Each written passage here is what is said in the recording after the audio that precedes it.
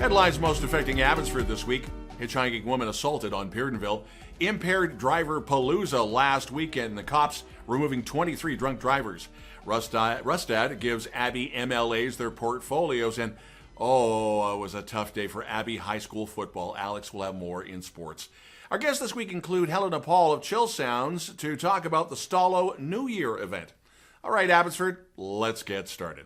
Last Sunday, a woman was hitchhiking along Huntington and caught a ride with a man driving a pickup, and when he made unwanted advances, she was able to get out of the truck. But this was eventually on Peardonville Road. Then she raced to a nearby residence to call police. Although very shaken up, she was not physically injured. Now, the male suspect is described as being in his late 50s to early 60s, with short salt and pepper hair, wearing a blue and black plaid jacket. The suspect vehicle described as a smaller gray or silver truck. If you have any information, call Abbey Police.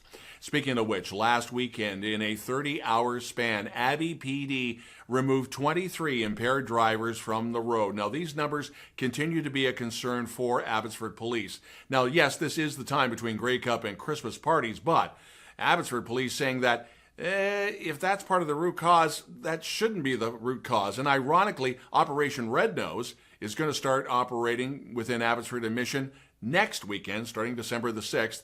ORN, taxis, and Uber are the alternatives to get you home after that night of Christmas partying. BC Real Estate Association and UFE teaming up for a report on the problems with the current drug home remediation process and laying out a blueprint to standardize the process and assure standards of repair and help return properties to the housing market. One of the biggest criticisms is really there is no consistency in municipal regulations when it comes to dealing with so-called crack shacks and drug dens. As the provincial parties organize themselves for the first sitting of the legislature since the October election, BC Conservative leader John Rustad has appointed Abbotsford South MLA Bruce Banman as party whip.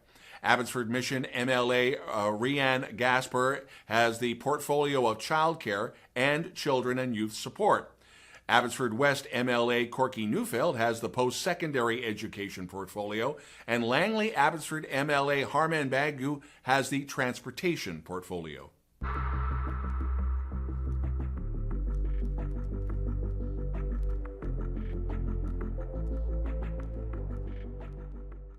Crews working Highway 7 have removed all the debris from that highway. This after the November 14th rock slide west of Hope. Additional slope stabilization work had to be done over the weekend, and there was significant pavement damage from the rock slide. But the upside, Highway 7, was reopened early Wednesday morning.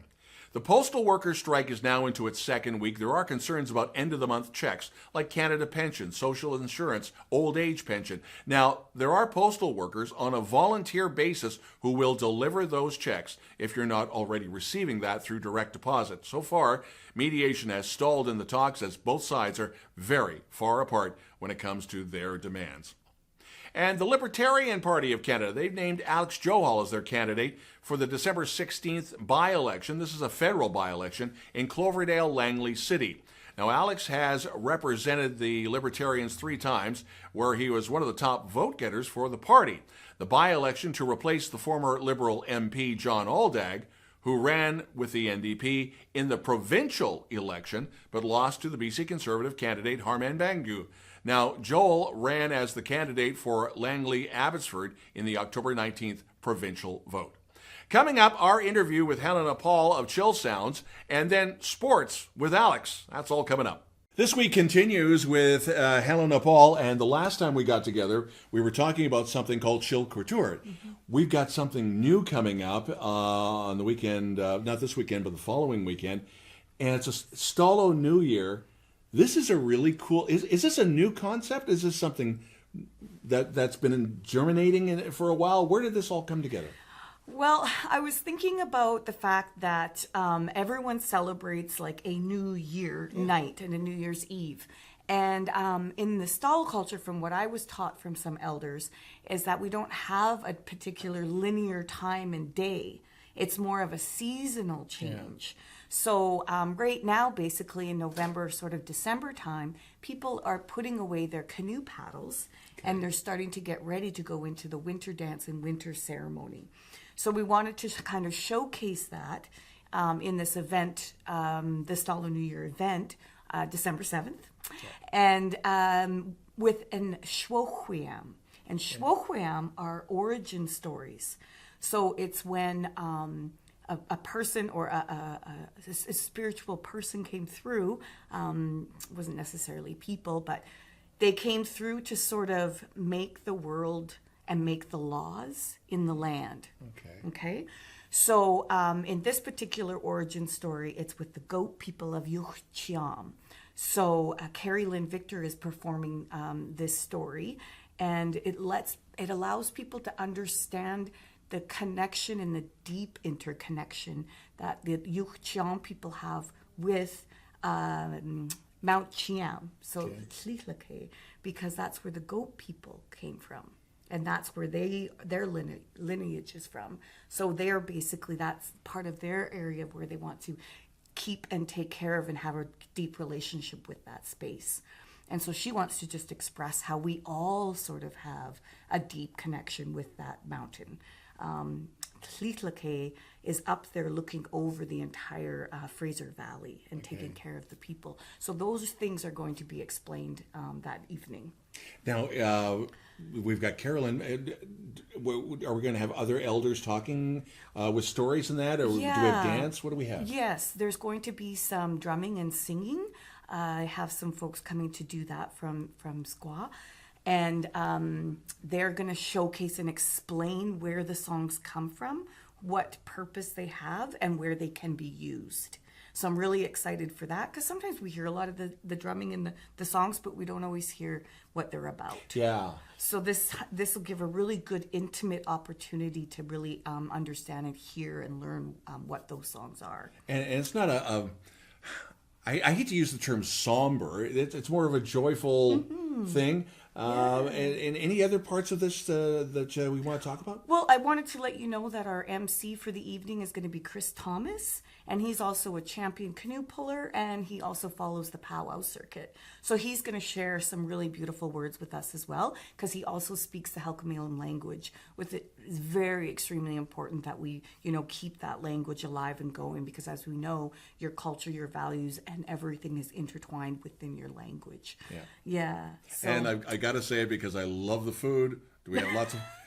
just tell me bannock is there and I'm happy. Yeah, there will be bannock, even though that's a colonized dish. I know. We brought it on. Hey, I'm Métis. What do I know? Yeah. we gave it a life of its own, and we do all sorts of fun things with bannock now. It's great. It's a lot of fun. There's like hamburger people do, and tacos, and hot dogs, and breakfast sandwiches, and you name it. We'll mix in bannock with that. Now, getting back to it's going to be held where, at Evergreen? No. We are going to be at the Vineyard. Oh, the Vineyard. Yep. Right. Yep. Same building as Chill TV and abbyTV. Exactly. Downstairs. Yes. And tickets are... Tickets, you can go to the Facebook event page and you will find the tickets that you can buy online. Right now we're doing early bird tickets for elders at 15 and anyone under 18. This is an all ages show. Okay, yeah. Yep. So we don't have to worry about plus 19 and the things with alcohol. A family event. Come and check it out. Learn a little bit about, your Chilliwack neighbors here in Silhouette territory. And we also have Chiactal as our sponsor. So really excited to have them coming out and supporting this event. And we're really looking forward to having this something annual. So every year we can share a little bit more about Stalo and Palalt and the Silhouette tribes. How long did this take to put all this together? I would think... We kind of pushed it a little short here, but we're definitely have some knowledge and experience of some of the folks I know in the communities because I've worked with communities long enough. I was able to say, hey, can you come in and do this in short notice?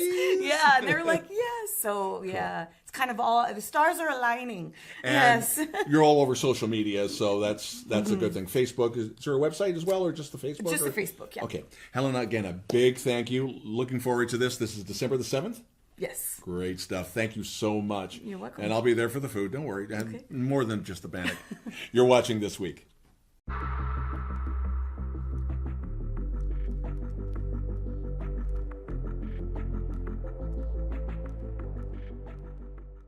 Hey Abbotsford, here are some sports for you.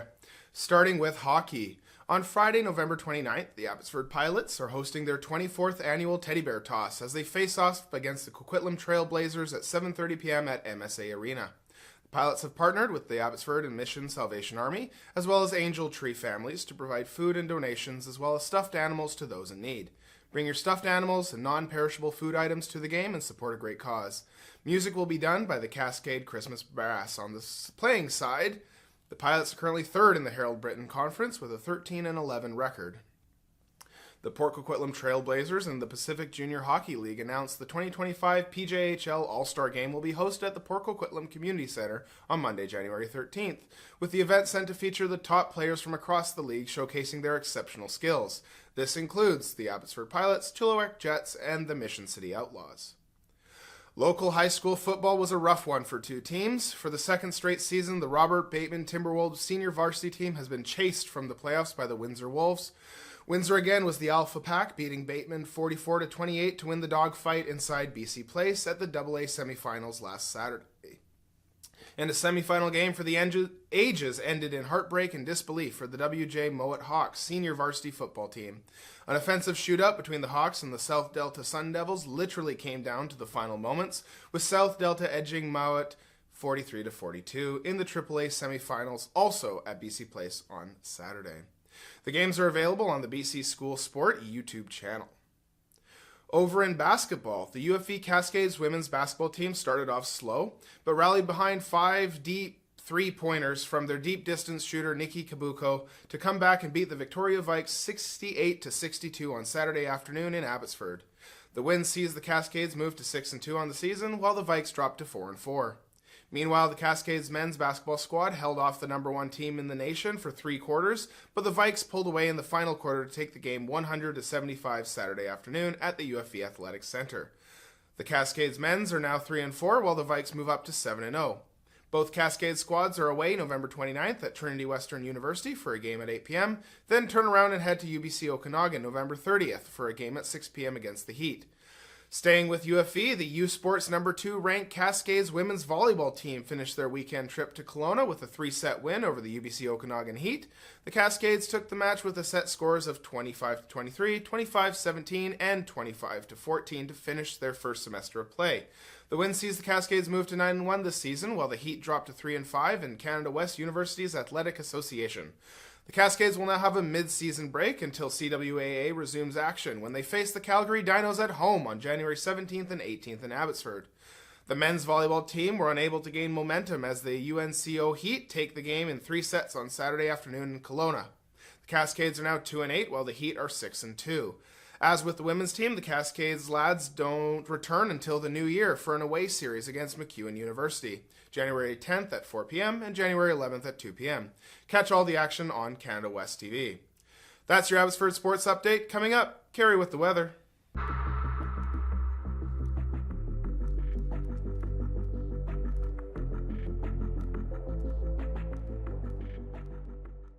Abby TV weekend weather. So, Cari, do we really have to bundle up this weekend? Well, Don, I'm going to be positive about the weather this weekend. There's a 70% chance that it's not going to rain, so that's amazing. Temperatures are going to be between 7 and 9 degrees, a little chilly, it's going to be okay. Monday, they're actually calling for 2 full hours of sunshine, really nice. Next week, though, there is going to be a lot of moisture coming from the sky, which is going to be okay. We're going to survive it because it's between 15 and 20 millimeters Tuesday and Wednesday. That's a lot of rain. But Thursday, temperatures might get up to 10 degrees, so that's really positive. There you go. Happy Thanksgiving to all of our friends south of the border. Thanksgiving is the fourth Thursday every November since 1948. They actually passed a law because they kept messing it up and making it all weird. But there you go. Their Thanksgiving is later than ours because they have a longer growing season. I'm looking forward to Black Friday tomorrow. Happy shopping, everyone. Back to you, Don. Thanks, Cari, and thank you for watching. If you have a local news story you'd like us to report on, you can always send us a note to news@chilltv.ca. Thanks for watching. Have a great weekend. I'm Don Lehn.